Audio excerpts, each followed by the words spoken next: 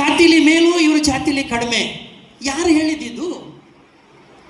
ಇದು ಈ ಸಮಾಜದ ಒಳಗಡೆ, ಮನಸ್ಸಿನ ಒಳಗಡೆ ಬಿತ್ತು ಬಿಟ್ಟಿದ್ದಾರೆ ಶತಶತಮಾನಗಳಿಂದ. ಅದಕ್ಕೆ ಹೇಳ್ತಾರೆ mental slums are dangerous than physical slums ಅಂತ. You can tolerate physical slums to some extent, you can bear with the problems of the physical slums to some extent, and you can clean that slums also. ನೀವು ಕೊಳಚೆ ಪ್ರದೇಶಗಳು ನೋಡಿದಿರಲ್ವಾ, ಅದನ್ನು ಸಹಿಸ್ಕೋಬೋದೇನೋ ನಾವು ನೀವು ಸ್ವಲ್ಪ ವರ್ಷಗಳ ಕಾಲ. ಆಮೇಲೆ ಅದು ರಿಪೇರಿನೂ ಮಾಡ್ಬೋದು, ಒಂದಷ್ಟು ಒಳ್ಳೆ ಕ್ಲೀನ್ ಮಾಡಿ ಶುಚಿಯಾಗಿಟ್ಕೊಂಡು ಫಿಸಿಕಲ್ ಸ್ಲಮ್ಸ್ನ ಕ್ಲೀನ್ ಮಾಡ್ಬೋದು. But what is the strategy to clean your mental slum which is rotting since centuries? ನಾನು ಹುಟ್ಟಿದ ತಕ್ಷಣ ನನಗೊಂದು ಪ್ರಿಂಟ್ ಹಾಕ್ಬಿಡ್ತಾರೆ, ಒಂದು ಸ್ಟ್ಯಾಂಪ್ ಹಾಕ್ಬಿಡ್ತಾರೆ, ಜಾತಿ ಅಂತ ಕೊಟ್ಬಿಡ್ತಾರಲ್ಲ. ನಾನು ಕೇಳಿದ್ನ? ಆ ಜಾತಿ ಅಂತ ಕೊಟ್ಟ ತಕ್ಷಣ ನನ್ನಲ್ಲಿ ಆ ಬುದ್ಧಿ ಬರೋಕ್ಕೆ ಶುರು ಆಗುತ್ತಲ್ಲ. ನಮ್ಮ ಅಪ್ಪ ಅಮ್ಮ ನನ್ನನ್ನು ಹಂಗೆ ಬೆಳೆಸ್ತಾರಲ್ಲ, ನನ್ನ ಜಾತಿಯವ್ರ ಜೊತೆನೇ ಬೆಳೆಸ್ತಾರಲ್ಲ. ಓದುವಾಗಲೂ ಹಾಗೆ ಹೇಳ್ತಾರಲ್ಲ, ನೀನು ಈ ಜಾತಿ ಅಂತಲೇ. ನನ್ನ ಬೆಳವಣಿಗೆಯ ಪೂರ್ತ ಜಾತಿ ಅನ್ನೋ ಸಂಕೋಲೆಯಲ್ಲಿ ಬೆಳಿಬೇಕಾದ್ರೆ ನಾನು ಮನುಷ್ಯನಾಗಿ ಯಾವತ್ತು ಬದುಕ್ತೀನಿ? ಮನುಷ್ಯತ್ವ ಯಾವಾಗ ರೂಪಲಿಕ್ಕೆ ಸಾಧ್ಯ? ನನ್ನ ಒಳಗಡೆ ಮಾನಸಿಕವಾಗಿ ಕೆಡ್ತಾ ಇದೆಯಲ್ಲ, ಆ ಕೆಟ್ಟ ಮನಸ್ಸನ್ನು, ಆ ಹುಳವನ್ನು ತೆಗೆದಾಕದು ಹೇಗೆ? ಆ ಕೆಟ್ಟ ಮಾನಸಿಕ ಹುಳವನ್ನು ತೆಗೆದಾಕುವ ದಿಕ್ಕಿನಲ್ಲಿ ನಾವೆಲ್ಲರೂ ಪ್ರಯತ್ನವನ್ನು ಮಾಡಬೇಕು. ಅದಕ್ಕೆ ಇಂತಹ ಶಿಬಿರಗಳು ಸಹಾಯವನ್ನು ಮಾಡುತ್ತೆ. ಸಂವಿಧಾನವನ್ನು ಅರ್ಥ ಮಾಡ್ಕೊಂಡ್ರೆ ಮಾತ್ರ ನೀವು ಹೇಗೆ ಬದುಕಬಹುದು ಅಂತ ಅರ್ಥ ಮಾಡ್ಕೊಳ್ಳೋಕೆ ಸಾಧ್ಯ. ಬದುಕು ಕಟ್ಟಿಕೊಳ್ಳೋದು ಹೇಗೆ ಅಂತ ಗೊತ್ತಾಗುತ್ತೆ. ಬದುಕು ನಾನು ಮಾತ್ರ ಕಟ್ಟಿಕೊಳ್ಳೋದಲ್ಲ, ನನ್ನ ಜೊತೆ ಇರುವ ಅವರು ಕೂಡ ಹೇಗೆ ಬದುಕನ್ನು ಕಟ್ಟಿಕೊಳ್ಳಬಹುದು ಅನ್ನುವ ಸೈರಣ್ಯನ್ನು ಕೂಡ ಈ ಸಂವಿಧಾನ ಬೆಳೆಸುತ್ತೆ. ಸಾಹಿತ್ಯದಲ್ಲಿ ಒಂದು ಮಾತಿದೆ ಸ್ನೇಹಿತರೆ, ವ್ಯಕ್ತಿಗೆ ಒಂದು ಮುಖ ಆದರೆ ವ್ಯಕ್ತಿತ್ವಕ್ಕೆ ಅನೇಕ ಮುಖಗಳಿರುತ್ತಂತೆ.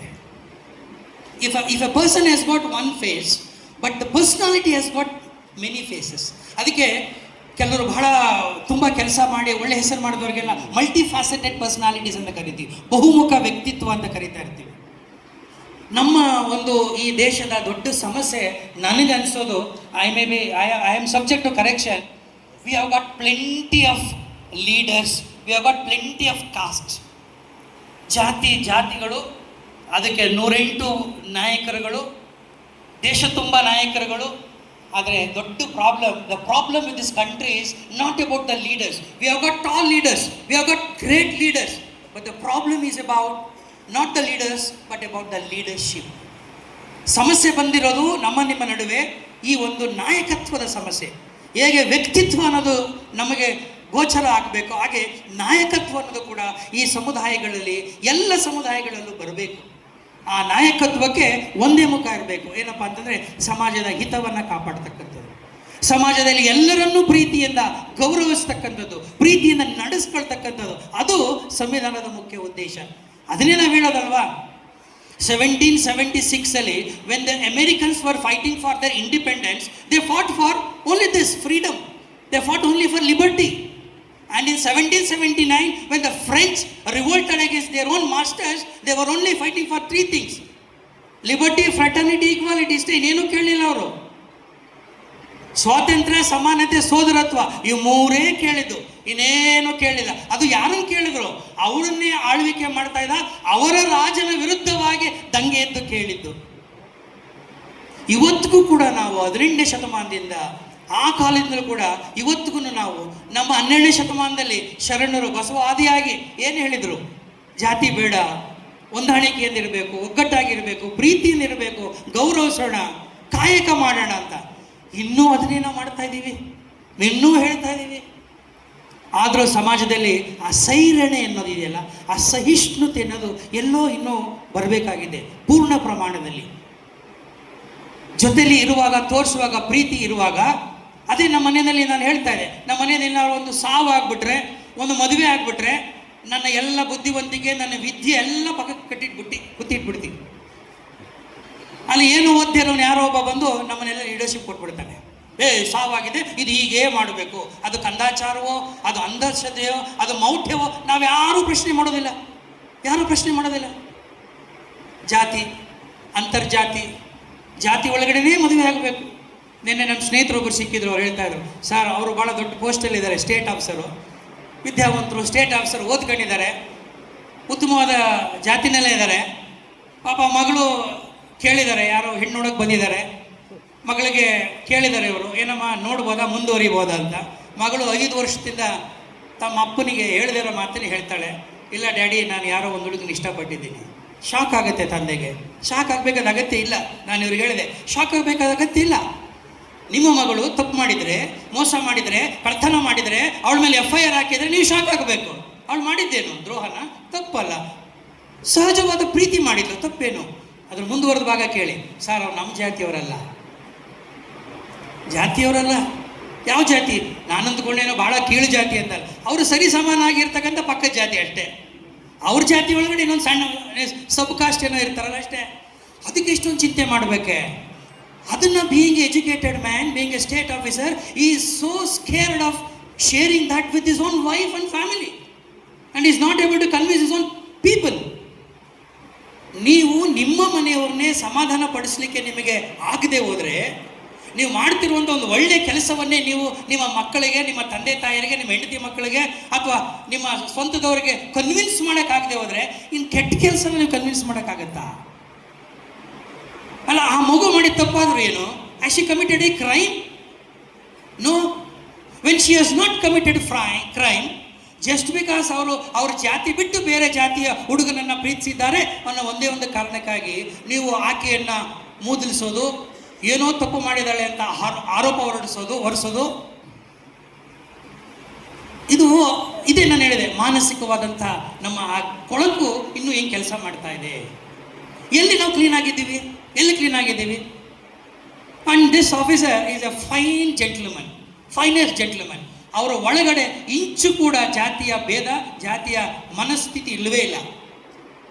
ಈ ಜಾತಿಯ ಮನಸ್ಥಿತಿ ಅನ್ನೋದು ಅಷ್ಟು ಕೆಟ್ಟದಾಗಿ ಕೆಲಸ ಮಾಡ್ತಾ ಇದೆ ಅನ್ನೋ ಮಾತನ್ನು ನಿಮಗೆ ಇವತ್ತು ಯಾಕೆ ಹೇಳ್ತಾ ಇದ್ದೀನಿ ಅಂದರೆ, ಈ ಸಂವಿಧಾನ ಓದು ಅನ್ನೋದು ಈ ಒಳಗಡೆ ಬೇರು ಸಹಿತ ಇದೆಯಲ್ಲ, ಬೇರು ಒಳಗಡೆ ನಾಟಿದೆಯಲ್ಲ, ಆ ನಾಟಿರ್ತಕ್ಕಂಥ ಬೇರನ್ನು ಆ ಬೇರು ಸಹಿತ ಕಿತ್ತಾಕಬೇಕು. ಸಂವಿಧಾನ ಅಂದರೆ ಸಮಾನತೆ ರೀ, ಸಂವಿಧಾನ ಅಂದರೆ ಘನತೆ ರೀ, ಸಂವಿಧಾನ ಅಂದರೆ ನಾವು ನೀವೆಲ್ಲರೂ ತಲೆ ಎತ್ತಿ ನಡಿಲಿಕ್ಕೆ ಬದುಕನ್ನು ಕಟ್ಟಿಕೊಡುವಂಥ ಒಂದು ಮಾರ್ಗದರ್ಶಿ ರೀ. It is A guide, it is A friend, it is A philosopher. It is only this constitution which can bring some kind of decorum, some kind of dignity to our life. ಇವತ್ತು ನಮ್ಮ ನಿಮ್ಮ ಬದುಕಿಗೆ ಒಂದು ಗೌರವ ಇದೆ, ನಮ್ಮ ನಿಮ್ಮ ಬದುಕಿಗೆ ಇವತ್ತು ಒಂದು ಘನತೆ ಇದೆ ಅಂದರೆ ಅದಕ್ಕೆ ಕಾರಣ ಸಂವಿಧಾನ ಮತ್ತು ಸಂವಿಧಾನ ರಚನೆ ಮಾಡಿಕೊಟ್ಟಂಥ ಬಾಬಾ ಸಾಹೇಬ್ ಆದಿಯಾಗಿರ್ತಕ್ಕಂಥ ಎಲ್ಲ makers of constitution, Indian constitution.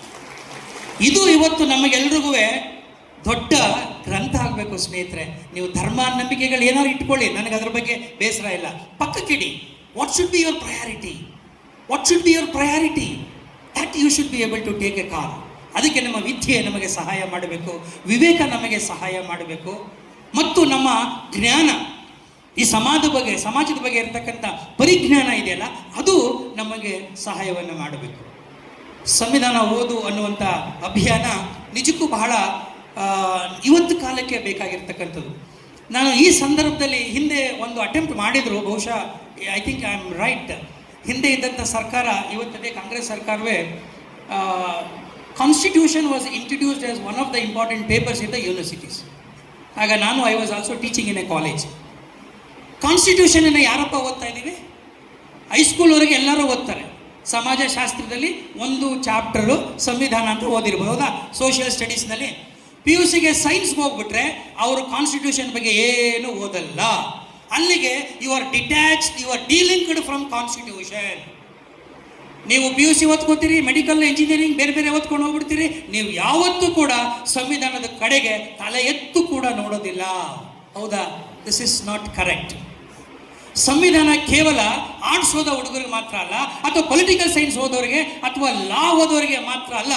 The Samvidhana is meant for each and every individual who is getting benefits because of this constitution. ಸಂವಿಧಾನದಿಂದ ಅನುಕೂಲ ಪಡೆಯುತ್ತಿರುವ ನಮ್ಮ ಎಲ್ಲರಿಗೂ, ಅಂದರೆ ಈ ದೇಶದ ಪ್ರತಿಯೊಬ್ಬ ಪ್ರಜೆಯೂ ಕೂಡ ಸಂವಿಧಾನವನ್ನು ಓದಬೇಕು. ಓದಿದ್ರಷ್ಟೇ ಸಾಲದಿಲ್ಲ.